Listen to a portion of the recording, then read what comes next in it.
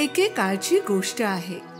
जंगलात एका लहानशा घरात आई बकरी आणि तिची आवडती पिल्ले मजेत राहत होते. लहान बकऱ्या खूप गोड दिसायच्या, अगदी खेळण्यातल्या सारख्या. सगळ्या आईसारखंच आई बकरीचं सुद्धा तिच्या पिल्लांवर खूप प्रेम होतं. ती सगळ्या जंगली प्राण्यांपासून त्यांचं रक्षण करत असे. एक दिवस जेवण शोधण्यासाठी बाहेर पडण्यापूर्वी तिने तिच्या पिल्लांना जवळ बोलावलं आणि म्हणाली, माझ्या बाळांनो, मी जंगलात जात आहे. कुणासाठीही दरवाजा उघडू नका. जर कोल्हा घरात आला तर तो आपल्या सगळ्यांना खाऊन टाकेल. तो वेषांतर करून तुम्हाला फसवू पाहिल. मग आम्ही त्याला ओळखायचं कसं? कोल्ह्याचा आवाज खूप घोगरा आहे आणि माझा आवाज गोड आहे, म्हणून जर घोगरा आणि जाडा आवाज आला तर समजा की तोच आहे. आई बकरीला काहीतरी आठवलं आणि ती वळून म्हणाली, आणखी एक गोष्ट, कोल्ह्याचे पाय काळे आहेत आणि माझे पांढरे, म्हणजे पाय पाहून सुद्धा ओळखू शकाल. काळजी करू नकोस आई, आम्ही सांभाळून घेऊ. आई, वी लव्ह यू. आई बकरीने तिच्या सगळ्या पिल्लांचं एक एक करून चुंबन घेतलं आणि मग जंगलाकडे निघाली. कोल्हा सगळं पाहत होता दुरून. आई बकरी गेल्यावर तो आणखी थोडा वेळ थांबला आणि मग तो त्यांच्या घरी पोहोचला. दरवाजावर टकटक करू लागला.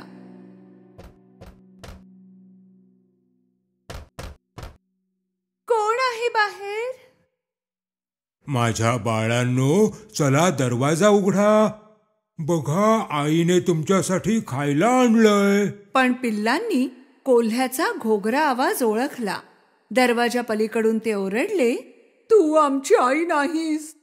तिचा आवाज खूप गोड आणि छान आहे. तू आम्हाला मूर्ख नाही बनवू शकत कोल्ह्या. कोल्ह्याला खूप राग आला, कारण तो बकरीच्या पिल्लांना फसवू शकला नाही. तेव्हा त्याने एक खडूचा तुकडा खाल्ला. आता त्याचा आवाज थोडा गोड झाला होता.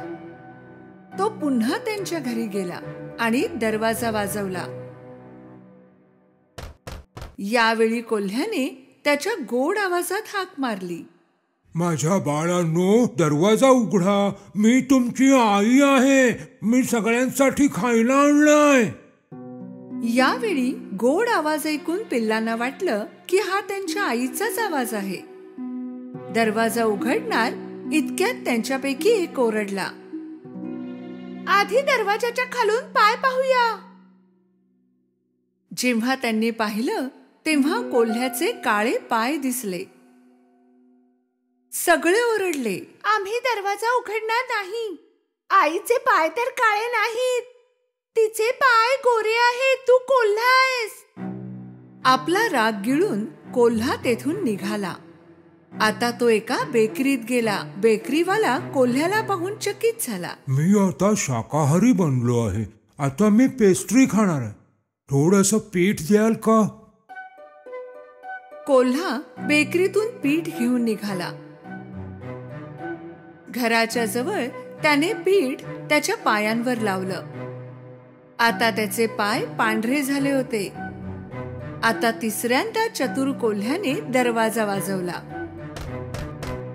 माझ्या बाळांनो, दरवाजा उघडा. मी तुमची आई आहे. मी सगळ्यांसाठी खायला आणलंय. तुझे पाय दाखव, म्हणजे आम्हाला कळेल की तू आईच आहेस. कोल्ह्याने त्यांना त्याचे पिठाने भरलेले पाय दाखवले. जेव्हा पिल्लाने पांढरे पाय पाहिले तेव्हा त्यांना वाटले की त्यांची आई आहे आणि दरवाजा उघडला. मग काय, त्यांच्या समोर कोल्हा होता.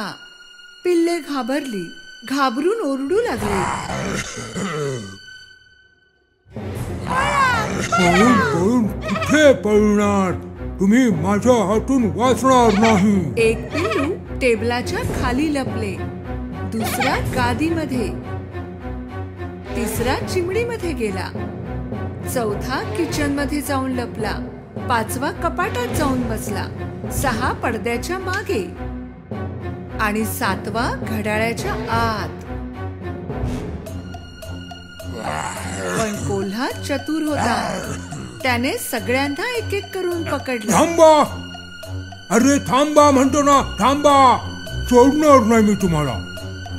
थांबा म्हणतो ना.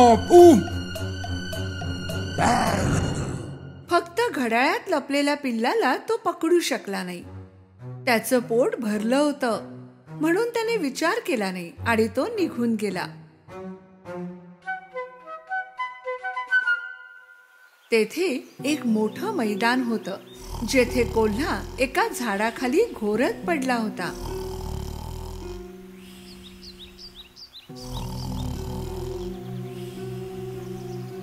थोड्या वेळाने आई बकरी घरी पोहोचली. दरवाजा उघडा पाहून ती समजली की काहीतरी झालं आहे आणि ती ओरडू लागली.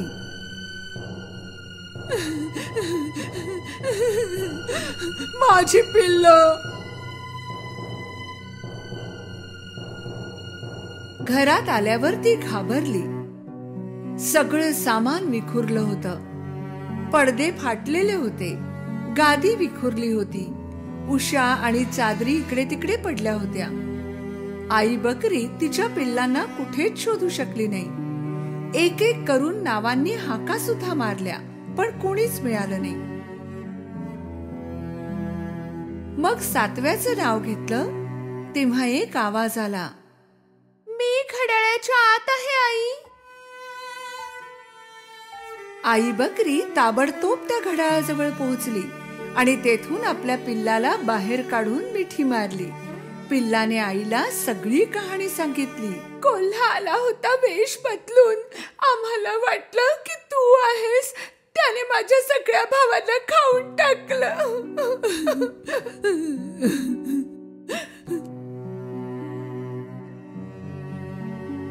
आई बकरीला खूप वाईट वाटलं.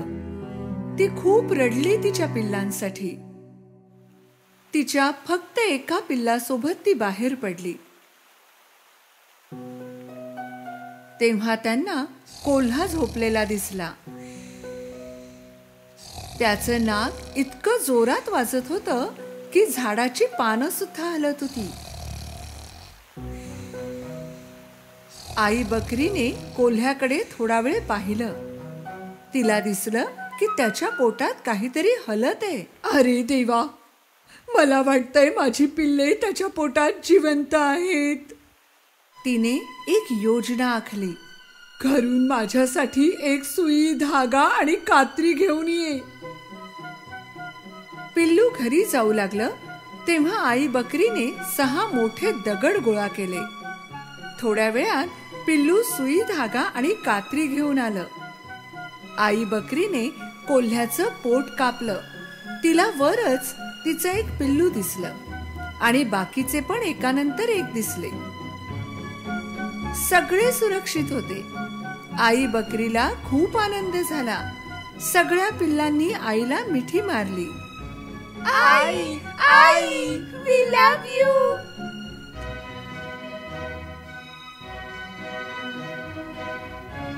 सगळेच खूप खुश होते. माझ्या बाळांनो, तुम्ही सगळे सुरक्षित आहात.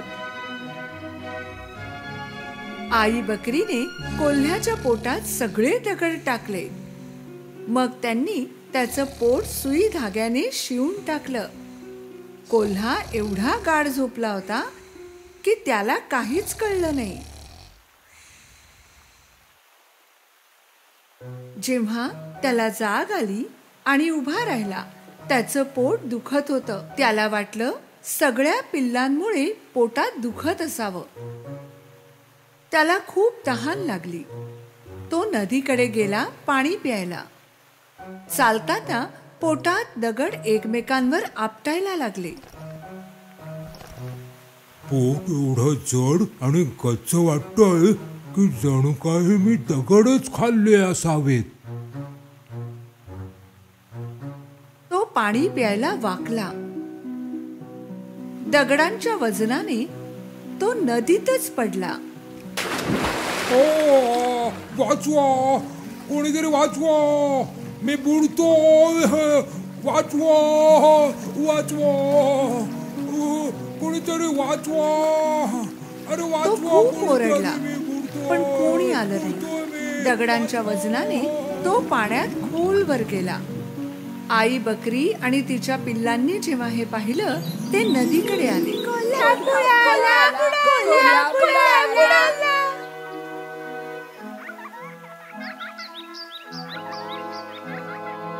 सगळे आनंदाने नाचू लागले. त्या दिवसापासून आई बकरी आणि तिच्या 7ही पिल्लांना शांत आणि आनंदी जीवन मिळाले.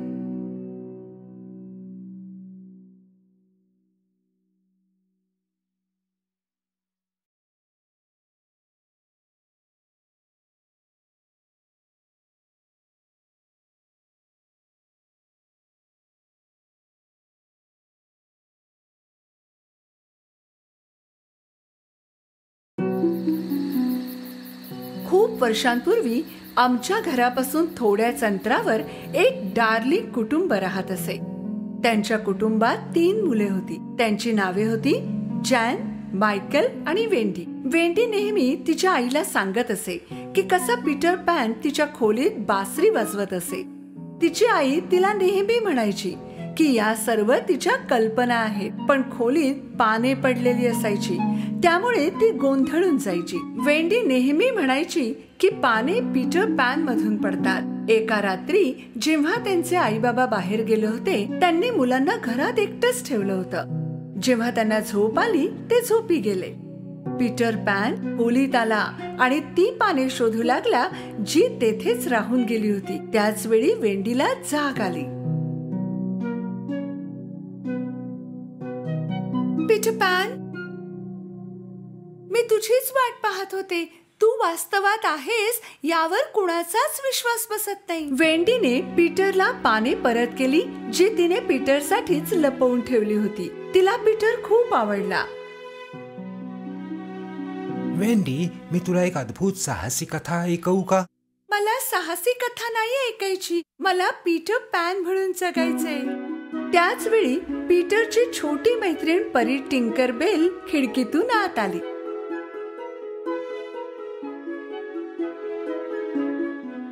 मला वाटलंच होतं तू इथेच भेटशील. तू माझ्याशिवाय एका नव्या साहसाची तयारी करत आहेस का? तुला माहित आहे की तुझ्याशिवाय काही करणं माझ्यासाठी अशक्य आहे. वेंडीने तिच्या भावांना उठवलं. त्यांनी पीटर पॅन आणि टिंकरबेलकडे आश्चर्याने पाहिलं. चला, तुम्ही उडण्यासाठी तयार आहात? टिंकरबेलने पंखावरची धूळ झटकली आणि पंख मिटून घेतले आणि ते हवेत तरंगले. सर्वांनी एकाच वेळी घर सोडलं. मुले लगेचच नेव्हरलँडच्या दिशेने चालले होते.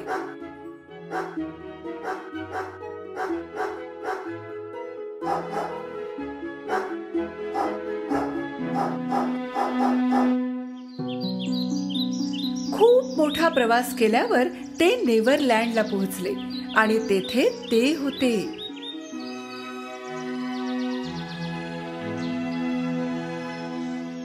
जलपऱ्या, जंगली प्राणी, भारतीय समुद्री डाकू आणि हरवलेली मुले देखील होती. त्या सर्वांमध्ये सगळ्यात भयंकर होते Captain Hook. Captain Hook Peter पॅनचा शत्रू होता. याचं कारण हे होतं की एकदा जेव्हा ते दोघे लढत होते, पीटरने त्याचा हात कापला होता आणि एका भव्य मगरीने तो खाल्ला होता. त्याच्या हातात जे घड्याळ होतं तेही गिळलं होतं आणि त्यामुळे मगर नेहमी टिक टॉक आवाज करत असे. म्हणून कॅप्टन हुकला नेहमी आधीच जाणीव व्हायची की मगर जवळपास आहे, तिच्या टिक टॉक आवाजामुळे. डेकवर त्याच्या दुर्बिणीने चहूबाजूला पाहताना कॅप्टनला समोरच्या पहाडावर पीटर पॅन मुलांसोबत दिसला. त्याने ताबडतोब त्याच्या माणसांना तोफ गोळ्यांना आग लावण्याचे आदेश दिले.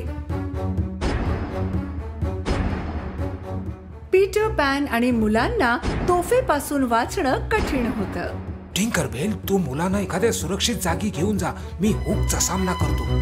टिंकरबेल वेंडीचा तिरस्कार करत असे, म्हणून ती वेंडीला पीटर पॅन पासून दूर ठेवू पाहत होती. काहीतरी बहाणा करून तिने वेंडीला तिथेच पहाडावर सोडून जॅन आणि मायकलला समुद्री तटावर एका सुरक्षित जागेवर घेऊन गेली. द्वीपावर राहणाऱ्या एका हरवलेल्या मुलाने वेंडीला दूरवरून पाहिलं आणि शत्रू समजून घायाळ केलं.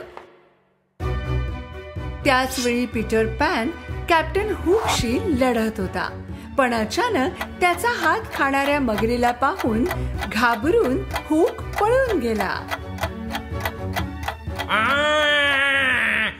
जेव्हा पीटर पॅन परतत होता तेव्हा त्याने वेंडीला खडकावर घायाळ अवस्थेत पाहिलं. त्याला खूप वाईट वाटलं. हरवलेल्या मुलांना देखील वाईट वाटलं जेव्हा त्यांना कळलं की वेंडी शत्रू नाही तर पीटरची मैत्रीण आहे. मी मुलांना तुमच्या देखरेखीखाली सोडलं होतं. टिंकरबेललाही दुःख झालं. तिला जाणीव झाली की ती खूप चुकीचं वागली. मला क्षमा कर पीटर, पुन्हा असं कधीही होणार नाही, मी वचन देते. हरवलेल्या मुलांनी वेंडी आणि तिच्या भावंडांसाठी एक छानसं घर बनवलं. रात्री ते सगळे झाडाखाली घरात झोपत असत आणि वेंडीच्या गोष्टी ऐकत असत आणि पीटर घराच्या बाहेर पहारा ठेवत असे. एक दिवस जेव्हा ते खडकावर आराम करत होते तेव्हा त्यांनी समुद्री डाकूंना येताना पाहिलं. समुद्री डाकूंनी भारतीय प्रमुखांच्या मुलीचं अपहरण केलं होतं. पीटर पॅन आणि मुले प्रमुखाच्या मुलीला वाचवायला गेले. त्यांच्यात आणि समुद्री डाकूंमध्ये एक मोठं युद्ध झालं. शेवटी त्यांनी मुलीला वाचवलं आणि तिला प्रमुखांकडे घेऊन गेले. त्यानंतर भारतीय, पीटर पॅन आणि हरवलेली मुले यांच्यात चांगली मैत्री झाली. एवढंच नाही तर मुख्यमंत्र्यांनी मुलांच्या रक्षणासाठी त्यांच्या 2 श्रेष्ठ माणसांना पीटर पॅन बरोबर राहण्याचे आदेश दिले. साहजिकच कॅप्टन हुक याबाबत रागावले होते. एक दिवस मी तुला हरवेन पीटर पॅन आणि तू वाचू शकणार नाहीस. एका रात्री जेव्हा वेंडी तिच्या कुटुंबाची कथा सांगत होती तेव्हा पीटरला जाणीव झाली की तिला आणि तिच्या भावंडांना कुटुंबाची किती आठवण येत होती. म्हणून तो म्हणाला की जर त्यांना हवं तर ते परत जाऊ शकतात, पण त्यांनाच तिथे राहायचं होतं. जेव्हा ते लांबच्या प्रवासासाठी सामान बांधत होते तेव्हा समुद्री डाकूंनी त्यांच्यावर हल्ला केला. भारतीयांसाठी जाळं पसरून त्यांना पकडल्यानंतर समुद्री डाकूंनी मुलांना पकडलं. पीटर पॅन घरी झोपलेला होता आणि मुलांसोबत काय काय घडलं याची त्याला जाणीवच नव्हती. कॅप्टन हुकने त्याला झोपलेलं पाहिलं होतं, पण तो पीटर पॅनच्या घराचा दरवाजा उघडू शकला नाही.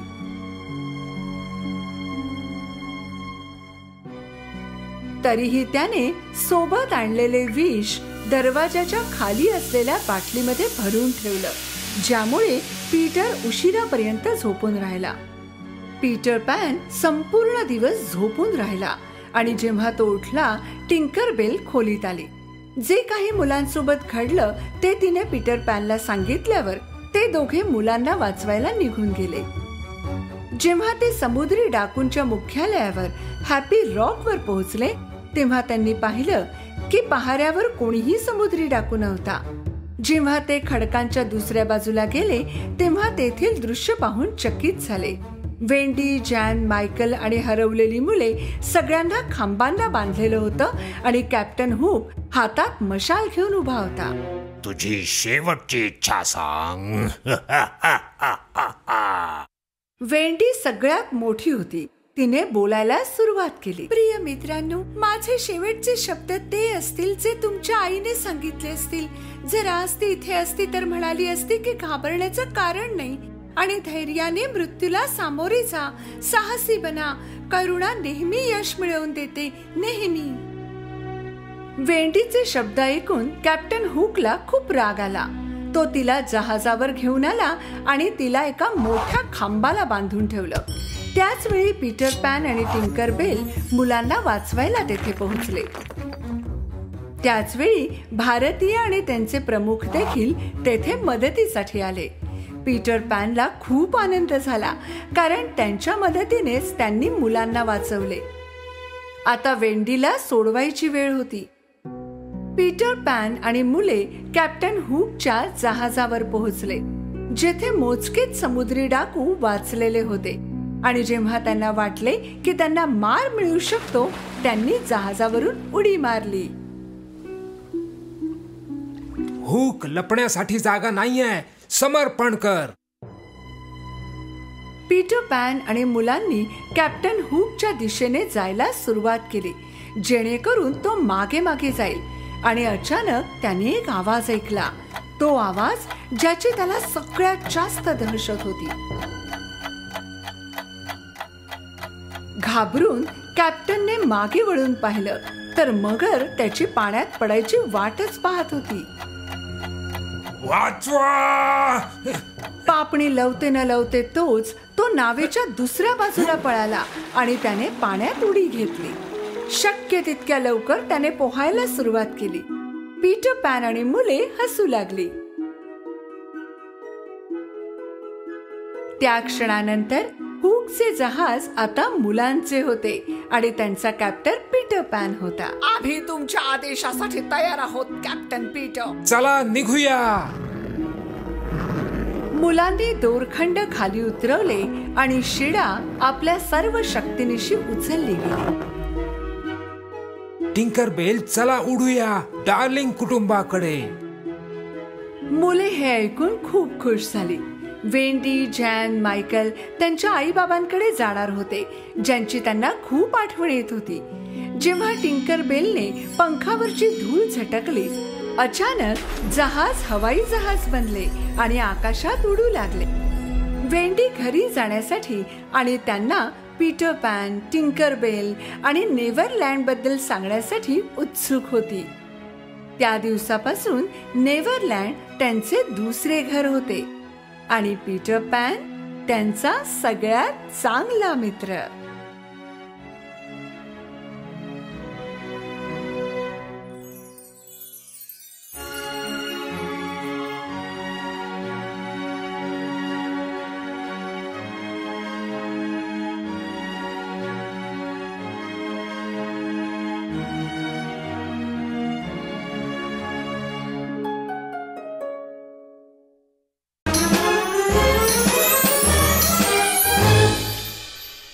एकेकाळची गोष्ट आहे.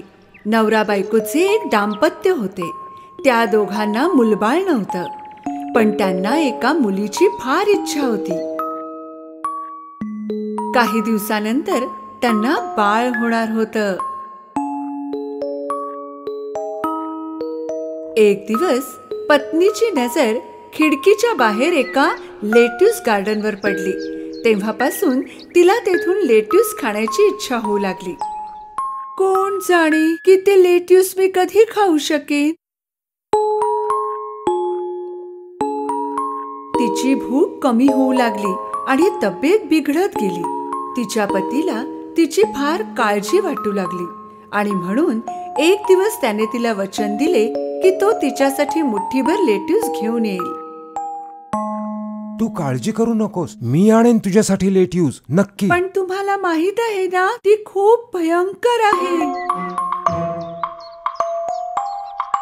ते घर एका चेटकिणीचे होते आणि त्याच्या चारी बाजूला उंच उंच भिंती होत्या, ज्यावर कोणी चढायचा विचार सुद्धा करू शकत नव्हता. पती पूर्ण जोर लावून त्या उंच भिंतीवर चढला. गार्डन मध्ये जाऊन त्याने मुठ्ठीभर लेट्यूस तोडले आणि घरी घेऊन आला.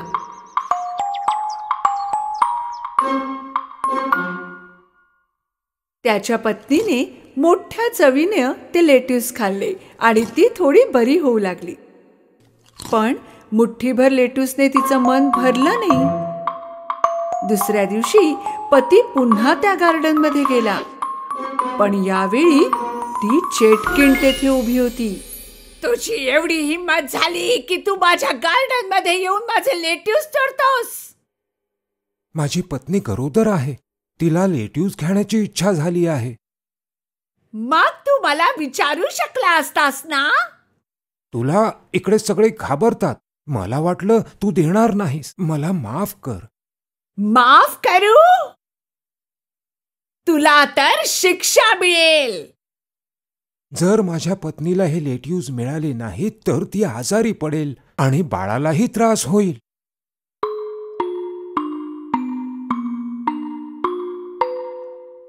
मग आपण एक सौदा करू.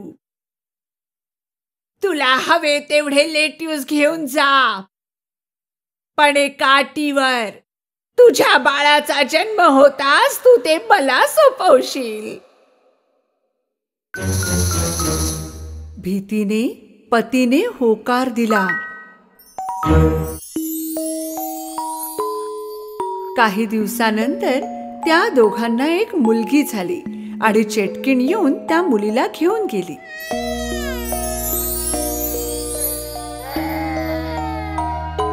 तिने त्या मुलीचे नाव रपंचल ठेवले, कारण जे लेट्यूस तिची आई खात होती त्याचे नाव सुद्धा तेच होते. ती चेटकिन रपंचलची फारच काळजी घेत होती. 16 वर्षांची होता होता ती फार सुंदर दिसू लागली. तिचे घर जंगलामध्ये एका उंच इमारतीत होते आणि त्या इमारतीत शिडी नव्हती. फक्त वर एक खिडकी होती. चेटकिणीने रपंचलचे केस कधीच कापले नव्हते. तिला भेटण्यासाठी आल्यावर चेटकिन खालून आवाज देत असे, रपंचल, रपंचल, रपंचल, आपले सोन्यासारखे केस तर खाली सोड, तुझी मम्मी आहे. आपल्या खिडकीने रपंचल आपले सोन्यासारखे केस खाली सोडायची आणि त्याच्या सहाय्याने ती चेटकिन वर चढायची. असे वर्षानुवर्ष चालत होते. एक दिवस त्या जंगलात एक राजकुमार आला शिकारीसाठी आणि त्याला एक गोड आवाज ऐकू आला, गाणं गात असलेला. वा, किती गोड आवाज आहे. त्याने विचार केला आणि तो त्या आवाजाच्या जवळ जाऊ लागला. रपंचलच्या इमारतीकडे पोहोचल्यावर त्याने आधी डावीकडे पाहिले आणि मग उजवीकडे, पण कुठलीही शिडी दिसत नव्हती त्याला वर जाण्यासाठी.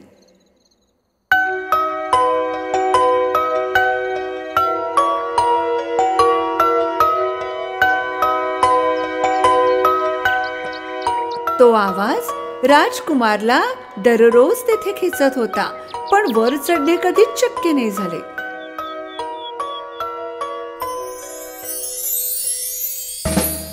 एके रात्री इमारतीजवळ जाताना त्याला खाली चेटकिन दिसली. रपंचल, रपंचल, रपंचल, तुझे सोन्यासारखे केस तर खाली सोड, तुझी मम्मी आहे.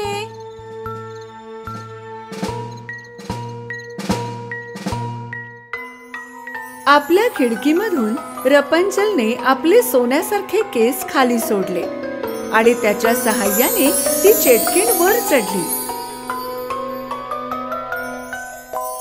दुसऱ्या दिवशी सूर्य मावळताच राजकुमार तेथे गेला आणि आवाज बदलून हाका मारू लागला, रपंचल, रपंचल, तुझे सोन्यासारखे केस जरा खाली सोड, मी तुझी आई आहे.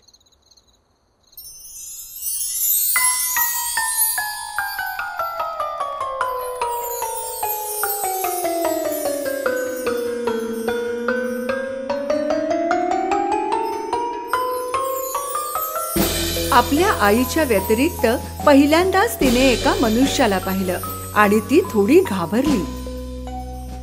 तू माझी मम्मी नाहीस, इथे का आलास? घाबरण्याचं मुळीच कारण नाही.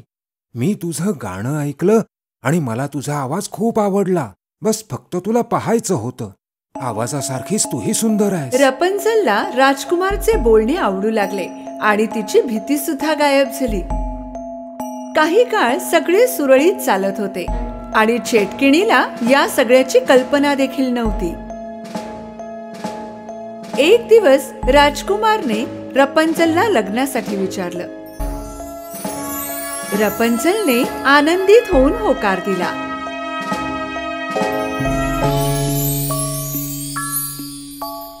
पण रपंचलला खाली जाण्यासाठी काही मार्ग सुचत नव्हता. अचानक तिला एक युक्ती सुचली.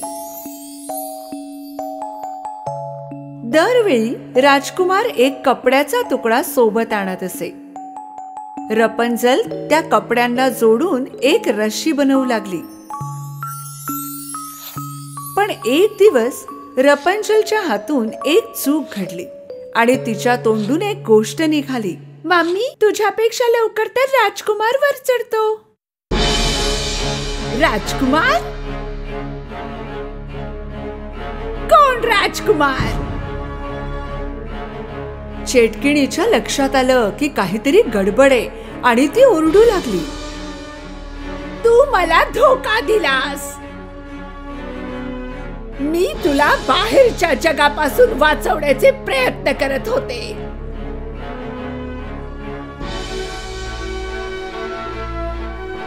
चेटकिणीने रागाच्या भरात रपंचलचे सोनेरी केस कापून टाकले.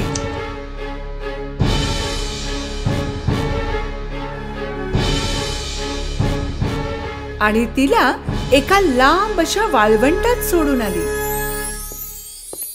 त्या रात्री चेटकीण राजकुमारची घरी वाट पाहू लागली. थोड्याच वेळात राजकुमारचा आवाज आला. रपंचल, रपंचल, तुझे सोनेरी केस खाली सोड. मी आहे प्रिन्स. चेटकिणीने रपंचलचे कापलेले केस खाली सोडले. वर कोण आहे हा विचार न करता राजकुमार वर चढू लागला. तिथे रपंचल नव्हती, पण चेटकीण होती. त्याला कळून चुकलं की काहीतरी वाईट घडलंय. चेटकीण त्याच्या जवळ येऊ लागली. इतक्यात राजकुमार भीतीने खाली पडला.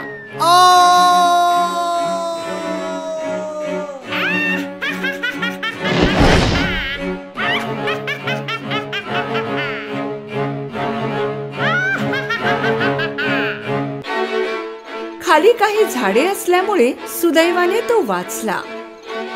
पण डोळ्यात काटे टोचल्यामुळे त्याची दृष्टी नाहीशी झाली.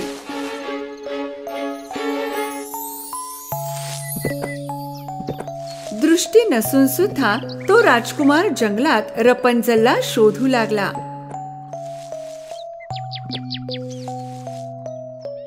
रस्त्यात त्याला फळे मिळाली. ती त्याने तोडून खाल्ली.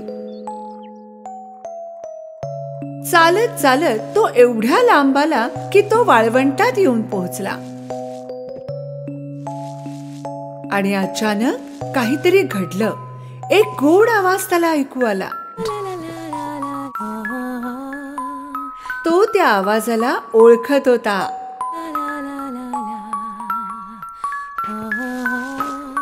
तो त्या आवाजाजवळ जाऊ लागला, हाका मारता मारता. रपंचल, रपंचल. रपंचलने राजकुमारची हाक ऐकली आणि ओळखली सुद्धा. राजकुमार, तुम्ही? ती त्याच्या जवळ पळत गेली. दोघे अत्यंत खुश झाले. भेटताच दोघांनी मिठी मारली आणि रडू लागले. रपंचलचे अश्रू राजकुमारच्या डोळ्यांवर पडले आणि अचानक एक चमत्कार झाला.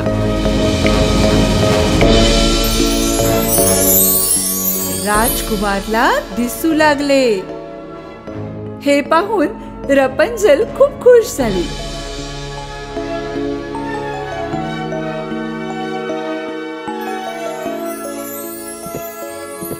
दोघे एकत्र राजकुमारच्या महालात गेले. तेथे लोकांनी त्यांचे स्वागत केले.